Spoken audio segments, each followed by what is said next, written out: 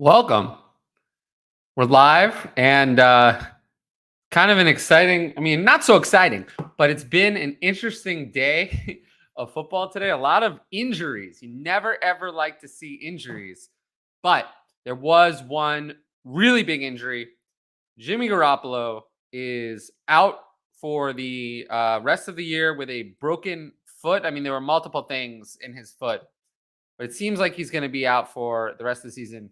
Who knows when he's going to be ready to come back?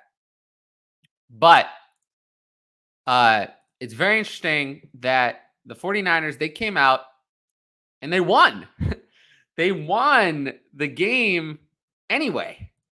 They won with Brock Purdy as their starter. He was okay. 25 of 37, 210 yards, 2 touchdowns, 1 interception. He took 3 sacks for 26 yards. He was fine. Mr. Irrelevant in this year's draft, actually the last player picked in the 2022 NFL draft, 7th round rookie. He's now going to be their starter. I mean, they came into the season prepared, right? I mean, they had Trey Lance as their intended starter. Then they had Jimmy Garoppolo as a backup. They were prepared, but now they've lost both of their quarterbacks. But they're 8-4. They are an 8-4 team. They're a good team. They're leading the NFC West. Even if they don't win the NFC West, they're going to make the playoffs almost for sure. I mean, 8 wins at this point is good. They're in 3rd place in the NFC behind Philly and Minnesota. I mean, they're obviously going to make the playoffs. So it's just really a question of their seeding them versus Seattle, how it all shakes out. They're 4-0 in the division. They're doing pretty well. And they managed to beat the Dolphins, a good team, even with Brock Purdy playing almost all the game. So we'll see. It's going to be a very interesting rest of the year. If we can judge anything by this game, Christian McCaffrey was not a workhorse, but Jordan Mason got some mop-up duty, but he got most of the carries, and then he dominated in the receiving game, 8 for 80 and a touchdown. So Christian McCaffrey is going to be just fine. The rest of it, though, Deebo Samuel, 6 for 58, Brandon Aiyuk, 5 for 46, George Kittle, 2 for 22. It's just all okay. Kittle busted. Aiyuk and Deebo were fine. Not what you wanted. Yeah, it's tough. It's going to be tough to play anybody and really count on them other than Christian McCaffrey. I would assume Brock Purdy, you're probably going to be able to start him as a low-end quarterback too. The weapons are just so strong. But the point is, I think Brock Purdy really is auditioning for a backup role the rest of the year. I don't, unless he, takes him to the Super Bowl. I mean, you never know. And I do think the timing of all of this is very bizarre. This morning, and this is what Alex is talking about here, there was a report about Jimmy G returning to the 49ers on a short-term deal. Do I think it's more or less likely? I mean, I think it's interesting. I think that if Jimmy G had continued to play well, he would have been returning as a short-term deal to be the starter, the starting quarterback, and Trey Lance would have been backup. Now, I don't know. I mean, now it could be a competition. I don't know how injured he is, how long this is going to last. Is he going to be ready for the start of free agency? Is someone going to commit to him? I do think that it's actually more likely that he returns to the 49ers now, but less likely that I don't know if he did enough at this point to say injured that he should be the unquestioned starter for 2023. If he had taken them to the playoffs, won a playoff game or two, maybe, they could go back on their commitment to Trey Lance. But I do think this does mean that the odds are that Trey Lance is going to be the week 1 starter. But I think for Trey Lance's sake, if you have Trey Lance in Dynasty, you don't want Jimmy Garoppolo to come back because the 49ers look good with Jimmy Garoppolo. Jimmy Garoppolo wins games. Jimmy Garoppolo is underrated. I think, well, it depends. I mean, the QB wins crowd probably overrates Jimmy Garoppolo. But, I mean, to say that Jimmy Garoppolo is bad is also incorrect. I mean, over the last 4 years, he's completed 68.3% of his passes, 70 touchdowns to 34 interceptions, 8.3 yards per attempt. These are just not numbers of a bad quarterback.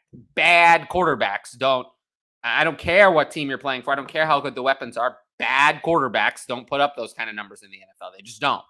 He doesn't run. So those numbers are solid. Doesn't have a lot of volume, but 239 yards a game is not as little, I think, as some people think. He's missed a lot of time. There have been injuries. There have been other issues. And he does fold in the bigger games, the good defenses. Whenever weapons are missing, he does fold whenever there's a problem. Whenever it's not exactly the way he wants it, he does fold in those bigger situations. But he's not bad. He should be a starting quarterback in the NFL. His body of work says that he is clearly one of the best 32 starting quarterbacks in the NFL. I would say he's probably one of the best. I'm comfortable saying 20 to 25 for sure. Mid 20 is probably a good estimate or so. 20th best this year. So this year he's been better. This year he's been better than mine. Probably closer to 15. He's been better than someone like Aaron Rodgers this year, for example. This year before he's going to close out with 67.4% completed, 7.8 yards per attempt, a little bit down, but 16 touchdowns to 4 picks. So, passer rating of 103. So he's going to close out with a solid year. Those are good numbers. So I don't know. We'll have to see what happens. I do think, though, it's going to be a lot of speculation. We'll see how well Brock Purdy plays. We'll see, what happens. Should I trade Lazard and Dobbins for Pacheco? I'd say no. I want to see what Dobbins does. We know that I dislike J.K. Dobbins. Isaiah Pacheco is not it. He's fine. He's just okay. He's their starter for now. He's better than Clyde Edwards-Helaire.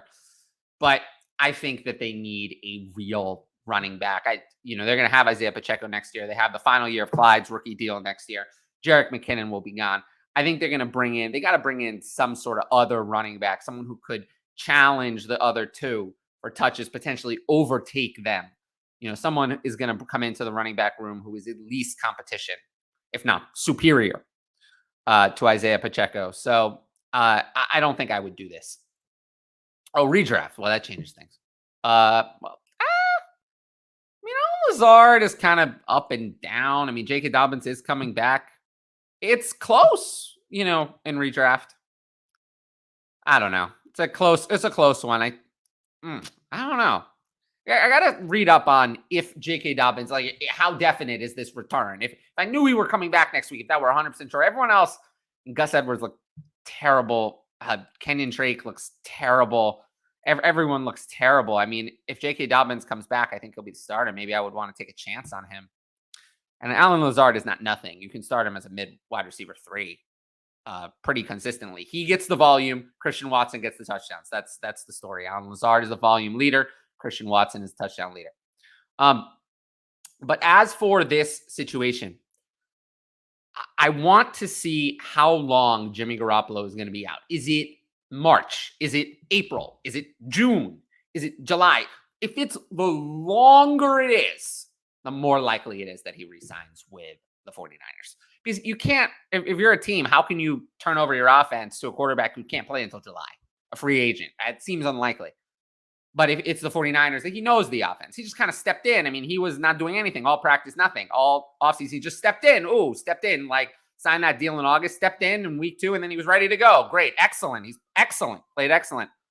So he could easily do that again.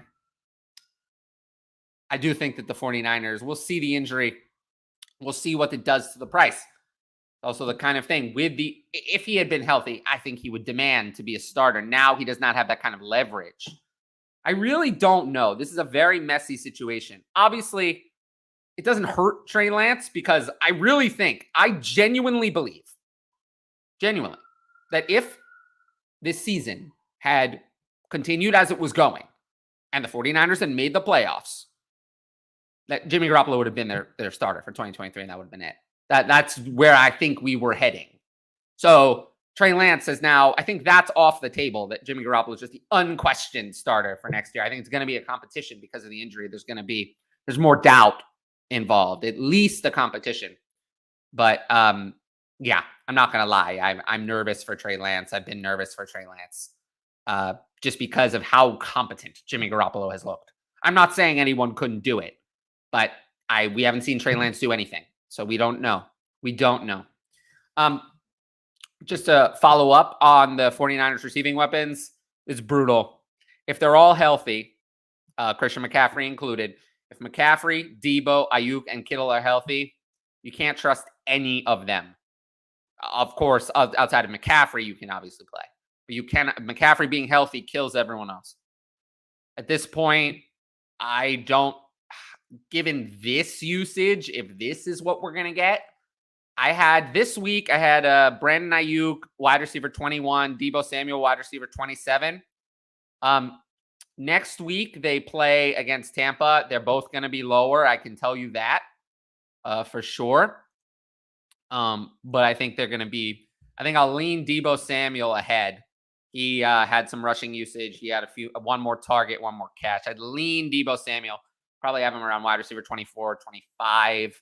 Brandon Aiyuk, maybe 29 or 30. George Kittle, I mean, it's tough. Its tight end is brutal.